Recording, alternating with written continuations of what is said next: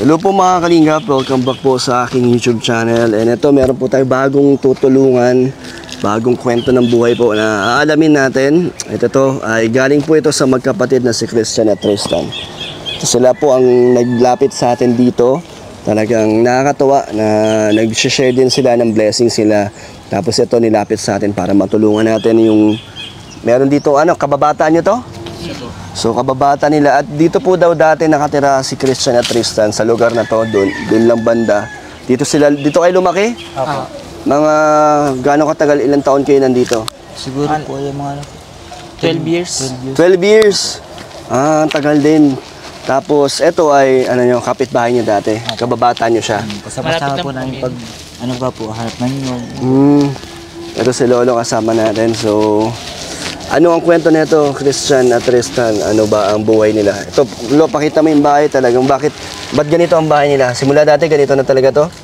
Sige po, nagkasakit po yung tapo. Kawayan lang, puro kawayan. Ang po tayo, panganay po niyang kapatid, yun po ang nag-aayos po ng bahay niya. Saka po nagkasakit, hindi na po napabayaan. Nagkasakit yung panganay. Ano naging sakit ng panganay? Ano po, para pong gawa po yata ng pagtrabaho po niyang construction. Para pong naipit po yung litid niya, nagabuhol po siya, itas dito po. Tapos Ilan yung, to?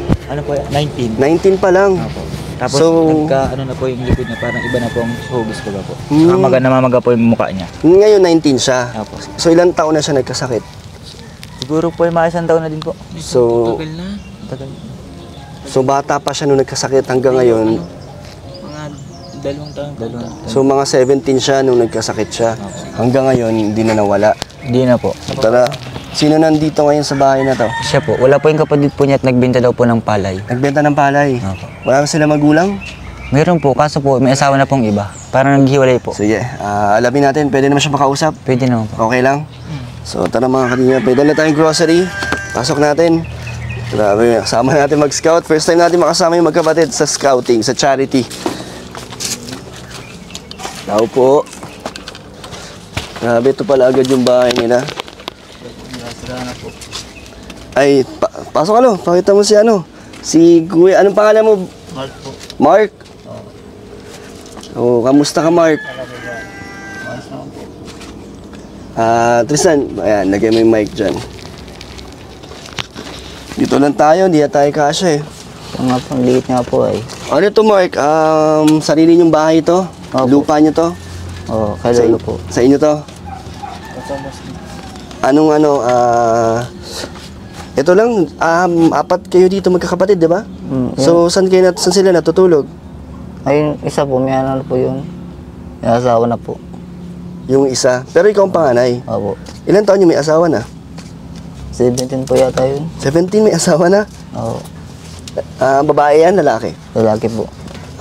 So ilan ang kasama mo dito sa bahay niyo na to? Isa lang po, yung bunso lang po. Dito rin siya natutulog? Opo. Asan si Bunso ngayon? Kasama po sa ng palay, pagbinta. Nagbebenta ng palay? Opo. So yung mga kapatid mo nag-aano ng palay? Nag-aani po. Nag-aani. Ilan taon yung Bunso? Ano po? 12 po. 12. Tapos nagpapalay na. Oo. Nag-aaral pa yun? Siya po. Ilan ba kayo lahat? Apat kayo magkakapatid? 4 po. So nasaan pa yung isa? Di ba isa may asawa? Sa barkada po niya. Sa barkada. Pero tumutulong din ba yun? Hindi ko po. Hindi. Buti si Bunso nagpapalay. Yung nga lang po yung katulong ko dito. Siya lang kasama mo dito. Opo, Nasaan ba ang Mark? Ang magulang mo, ang nanay at tatay mo? Meron na pong mga kanya-kanyang asawa. May kanya-kanyang pamilya? Opo. Naghiwalay na sila. So, iniwan din kayo. Gano'n nakatagal kayo iniwan ng mga magulang nyo? Si Papa po nung 2019. 2019 lang. Si mama mo? Noong 2028 po yata yun. 2024? Oo. Last year lang. Magkaiba sila ng pamilya, no? Bakit naghahanap sila ng panibagong pamilya? Bakit iniwan kayo mga anak? Awang ko po sa kanila. Paano yun? Ano nangyari? Bigla na lang kayo iniwan? Or may dahilan naman kung bakit nagawa yun? Lang po, bigla na lang po. Hindi nagpaalam sa inyo? Pagpunta po dun sa Maynila, may asawa na kagad. Sa Maynila, si mama mo? Si Papa po. Si mama mo nasaan? Sino po? Mama mo nasaan? Nandiyan po sa Mawan-Hawan. Nandito lang siya, Malapit pero lang may po. ibang pamilya na. Pumupunta-punta ba rito si mama mo? Hindi po. Nagsusuporta naman sa inyo? Nag-aabot-abot lang po ng bigas po. Gaano kadalas naman ang bigay sa inyo ni mama mo? Lagi po nabigay po po. Pag maubos ng bigas, nabigay po. Sako-sako? Hindi po, mga kilo-kilo lang po.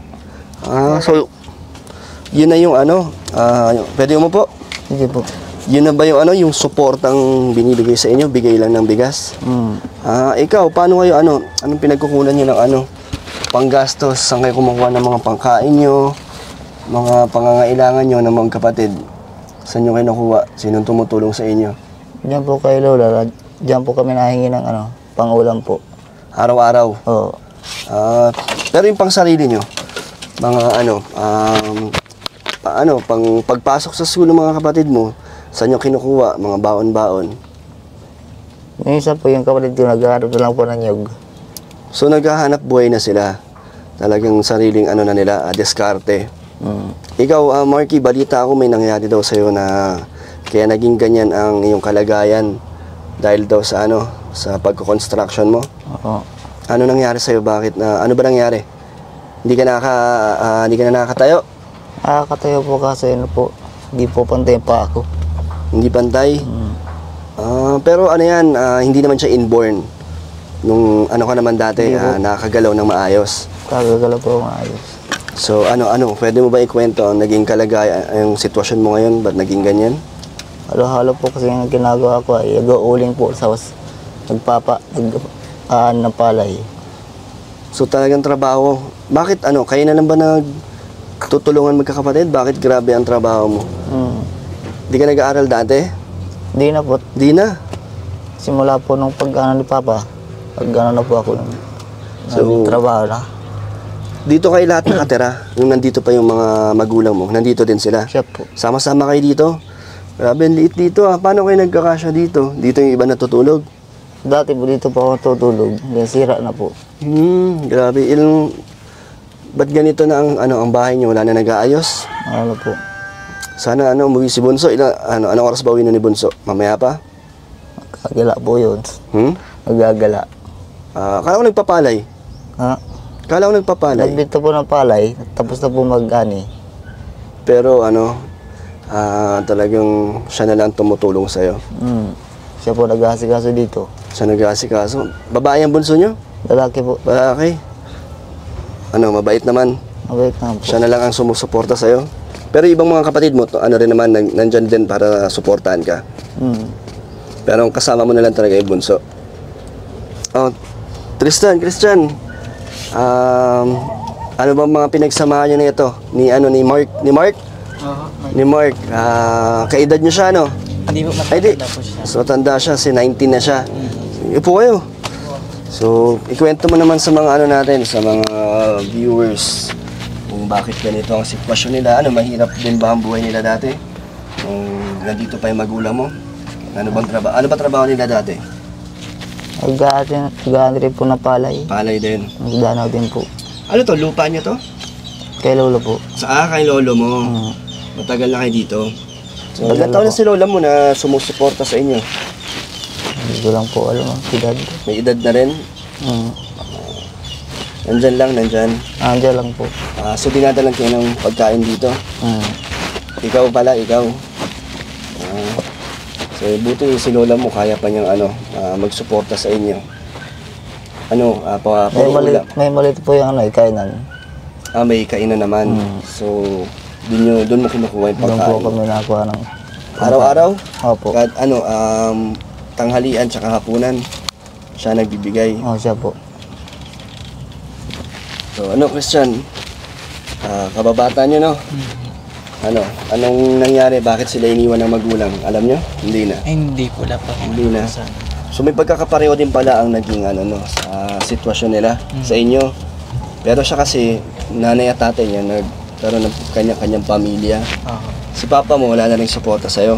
Wala, tagal na po. Yan. At si Christian nga ay nailapit ka sa akin nito nung magkapatid. At hirap din kayo talaga sa no, sa buhay kasi kung titignan mo pa lang sila dito, talagang kapos. Talagang kailangan nila ng suporta. Yung kapatid mo naman, anong ginagawa niya sa mga kinikita niya sa pagpapalay? Pang sarili niya lang yun or para sa inyo yan? Ang bunso po. Sa amin pong dalawa, binibili niyo pong kape tsaka po almusalan. May ininom ka bang gamot? May mga maintenance ka? Wala po. Wala. Ano yan yung kalagayan mo yun? Hindi mo na may papagamot? Hindi ka nagagaling para babalik sa dati? Napacheck up mo na yan? Hindi pa po. Huling check up po nito, po ay TB daw po sa buto.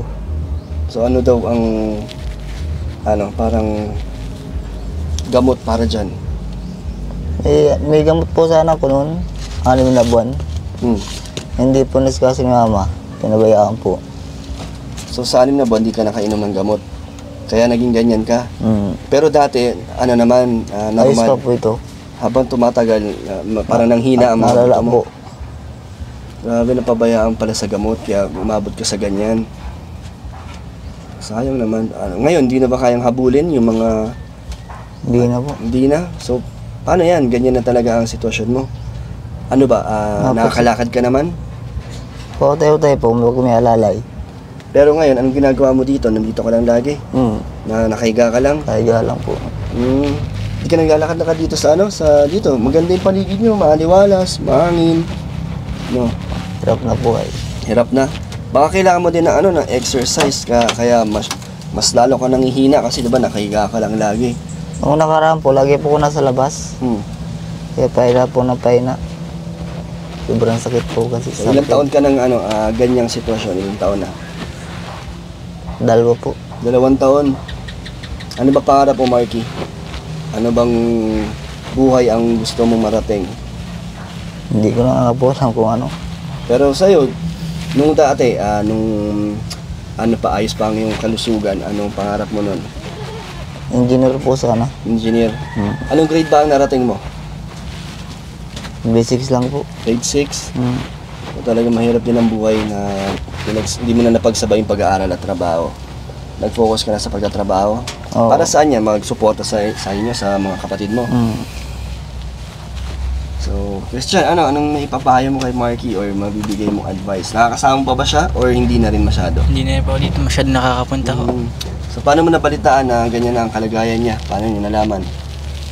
Nung sinabi po nung kapatid po niya na gano'n na nga po nangyari sa kuya po nila. Ganun. So, anong naramdaman mo nung nakita mo na dati niyong kasama-kasama? Yun, malungkot po dahil po yan sa kalagayan baga po, nakakawa baga po. Anong tulong ang pwede nating ibigay para sa kanya? Ano ba ang tulong na kailangan mo, Marky? Anong pwede namin ibigay sa inyo? Bukod dito sa dala naming grocery, ano ba? Kapag-check up lang po sana. Makapagpa-check up? Saan ba? Dito? Sa Talubatib? Kahit saan po. Gusto mo makapagpa-check up para malaman yung kondisyon mo? Pwede naman natin sila matulungan. Kung meron mabigyan kita ng papa-check up, may tutulong sa'yo para makasama mo? Meron po. Yung mga kapatid mo? Si po, tita. Tita mo? Yung mga kamag-anak mo dito, tumutulong ba sa inyo din sa financial? Dito sa pangangailangan nyo? Hindi. Hindi po. Magkano ba ang check up na magkano ba tingin mo kailangan mo, Marky pa? Mark pala. Hindi ko po alam. Tingnan natin. So, wala kang dito, mga stocks ng pagkain? Wala po. Sinong nagluluto dito? May nagluluto? Wala. Ako po nagluluto. Saan nagluluto dito? Doon po. Ito, nakakapagluto ka pa naman. Sino nagbabaga dyan? Ang kapatid ko po. Kasi po mapadikit na apoy. Saan ang niya dito? Ang CR mo, Mark? Nandun po sa likod. May kuryente kayo dito? Wala po. Wala? Dati pa wala or ngayon lang nawalan? Nung nakaraan lang pong buwan, January, Bakit wala ng kuryente? tinanggal po ng tito. Bakit tinanggal? Ay nag-away sa chinilas. Ba't nadama yung kuryente sa tsinelas? Anong kwento ng tsinelas? Kinuha niyo yung tsinelas? Yung kapatid ko po, nakapulot po ng crux po sa danaw, inanod. Tapos yung kalahati po nasa kanila. Hinihingi po yung isa, hindi po binigay ng kapatid ko. Dahil doon, tinanggal yung kuryente. Baka magalit yung tito mo. Ay, binigay na lang ano. Baka magalit yung tito mo na nakwento mo dito. Baka mapanood niya. Hindi naman. Natatawa tuloy sila. Wala nang planong ibalik. Tagal na January pa. Oo, February, March, April na. Hindi na ibabalik yun? hindi na, Daw mo na yung chinelas. di na po sa kanyang kuryente. Ay, hindi. Kanina ba yung tsinelas na yun? Ano lang po, yung napulot. Napulot. Tag-isa po sila. Oh. Hinihingi po yung isa. Tig isang Pares. ng pares. Oo. Tapos, Hinihingi po yung isa, di po binigay ng kapatid ko. ba't hindi binigay? Ewan ko po. Tapos nagalit po. Pinutol yung kuryente. Binunot po. Ano sabi mo sa kapatid mo? Wala lang po. Dawa lang ko. Hindi kayo nahirapan dito, wala na kayong kuryente? Kaya po ang solar. Solar. Oo. Siyempre mainit. Sabagay, mahangin naman. Paano pag umuulan dito? Na nababasa ka sa loob? Siya po. Ang PS po. Panagbagyo, iba na ho. Pag may bagyo, buti hindi naman to bumibigay sa mga tumaang bagyo. Nasira na po yan. Inayos ko lang. Wait lang. Kapatid mo yun? Pinsan po. Ngayon po ang kapatid ho niya. Ay po yung kapatid. Ito po yung kapatid ko. Hey, kapatid, pasok ka. Ano pangalan mo, Toy? Ay po, hindi ano po yung dalawang kapatid. Tutoy, di ka tutoy. Ito yung mga Ito po yung bunso. Ikaw, Michael. Ikaw. Ha? Jay. Usapin natin to si Jay kasi siya ang tumutulong sa kanyang kapatid na si Mark. Jay, anong pakiramdam na ikaw ang tumutulong sa kapatid mo, sa panganay nyo? Eh, ikaw ang bunso, di ba? Anong pakiramdam? Huwag ka mahiya. Kaya po. Salita ka. Ano? Maganda po. Maganda? Hindi ka nahihirapan? Sa murang edad mo, nagpapalay ka na. Nabibilad ka na sa initan, tapos nagbubuhat ka ng sako-sako, di ba? Nagbubuhat ka ba ng sako-sako? Hindi po. Hindi naman. Pero mahirap na yung ginagawa mo? Hindi ka naman na susuko? Hindi po. Ba't mo ginagawa yan? Bakit ikaw ang gumagawa niyan? Sino na nag-uutos sa'yo? Wala? Wala. Kusa mo lang yan? Kusang loob lang? Para saan? Para tumulong sa kapatid mo? Opo. Ano ginagawa mo sa kita mo? Ang bili-bili lang po. Ng Minsan po ulam. pangangailangan nyo dito? Bait naman. Saan ang tutulog dito? Dito? Sa kabila. Dyan. Anong napansin ko sa dito mo? Ano nangyari dyan? Nasunog. Yung balat, yung may balat niya sa kabilang muka. Ayan nasunog yan? Ilang taon ka niyan? Nakaraan? Saan nasunog? Dito. Paano? Nagliyab? Malala, parang ano nangyari? Ba't parang malala yung nangyari sa'yo? Ano nangyari? Kalahati ng katawa mo. Buti hindi na yung buhok mo, yung ulo mo. Hindi nadamay. Ano nangyari? Na-hospital ka dyan? Siya po. Dito lang yan? Dito? Bakit? Nagpapabaga ka? No, ba't lumiyab ng sobra? Gwapo ng Dinichard. Dinichard. Ano yun? Inaano ko po sa buga. Yung pinaspray sa buga. Sa boga? In-spray mo dito? In-spray mo dyan? Tinakta ko po sa bote. Tapos, nagliyab? Grabe, buti hindi nadamay iba mong yung tenga mo. Okay ka naman? Okay naman. So ito, buksan natin to. Christian, para sa inyo to.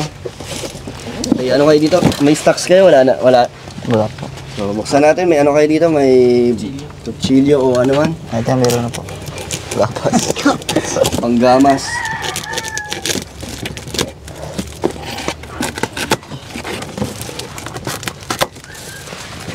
So ito. Toy. Ayan para sa inyo to. Wala namang bawal na pagkain sa'yo? Mark? Meron po. Anong bawal sa'yo? Manok po. Manok. Mga dilata pwede? Itlog po. Bawal ka itlog? Pwede kay ano na lang to? Kay Jay na lang. Jay, itlog, gatas. Pwede ka gatas? Oh, tapos may mga noodles to, bigas. 5 kilo yan. At maraming dilata. Dami yan. Oh, meron pa sa kabila. Oh. Salamat po. Makakatulong na yan sa inyo? Siya po. Jay, makakatulong yan? Marunong ka magluto? Kumakain ka ng mga dilata? Siya po. May noodles pa. Oh. Anong mga binibili mong pagkain dito para sa kuya mo? Mga lutong ulam lang, ganon. Mga lutong bahay. Sa karinderya.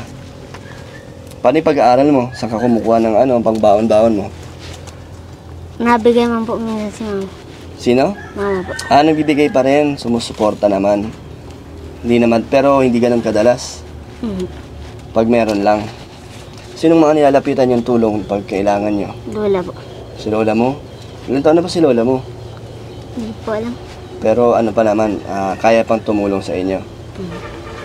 So, yun. Thank you po kay Christian at Tristan. So, tingin mo makakatulong na itong ginawa nating pagbisita kay kay Mark. Masaya ka naman, Mark, sa pagbisita namin. Malaking tulong na po ito para sa amin. Ano gusto mo sabihin sa magkapatid? Sila ang naglapit sa'yo. Nagpapasalamat po at nailapit siya po ako sa inyo. Nakakabilib to si Jay. Ano pangarap mo, Jay? Anong gusto mong marating? Anong gusto mong kuning kurso sa pag nag-college ka? Mga pulisata si Tutoy. Anong grade mo na ngayon? 5 po. Grade 5. So, anong pangarap mo? Sundalo po. Sundalo. Ayos. Sige. Bibigyan ko kayo ng konting panggastos, Jay. Mark. 2,000 pambili mo ng Salamat po. dito. Malaking tulong na po ito para sa amin. Ikaw, Jay, may kailangan ka? Wala na po. Wala? Araw-araw ka ba nagpapalay? Hindi naman po. Hindi naman. Tuwing kailan lang? Bukod sa pagpapalay, ano pang pinagkakakitaan mo? Yung pagtatalo po. Pagtatalok? Ano ba yung ginagawa doon sa pagtatalok? Tatanim po ng palay. Nagtatanim din. Kanino yung pinapasukan mo? Diyan rin po kay Lolo. Sa lolo mo. May lupain sila? Ano po yun? Sa kanila yan? Mayaman naman pala yung kamag-anak nyo. May lupain pala kayo. Ba't nandito lang kayo? Ba't ito lang ang naibigay sa inyo? Ba't maliit lang? Ewan ko po. Pero mayaman kayo? Hirap din po yun. Pero ang laki ng lupa sa inyo itong buong to, ang likod. Ang laki niya na. Hirap din po. Hirap din. Buti masipag si Jay, no? Ano gusto mong sabihin sa kapatid mo? Anong message mo sa kanya na siya ang tumutulong sa'yo? Patuloy niyo na yung ginagawa niya sa akin. Pag bumalik po ako sa dati, ako na po matulong. Mabawi ka. So, yun. Ikaw, Jay, ano gusto mong sabihin sa kapatid mo, kay kuya mo? Anong message mo sa kanya? Pakatatag lang po. Naawa ka din sa kalagayan ni kuya mo? So, sana makapagpa-check up kayo, no? Sa susunod, di ba, baka makabalik ako, may mga blessings na dumating, may magpaabot, di ba, para sa inyo. Kaya, paalam na kayo, Christian Tristan. Ay po. Po. So, ayun sa mga gusto po magbigay ng tulong, message ko sa aking Facebook page, Kalingap Dan. Thank you po kay Christian at Tristan at kay Lolo. So, thank you po. Bye-bye.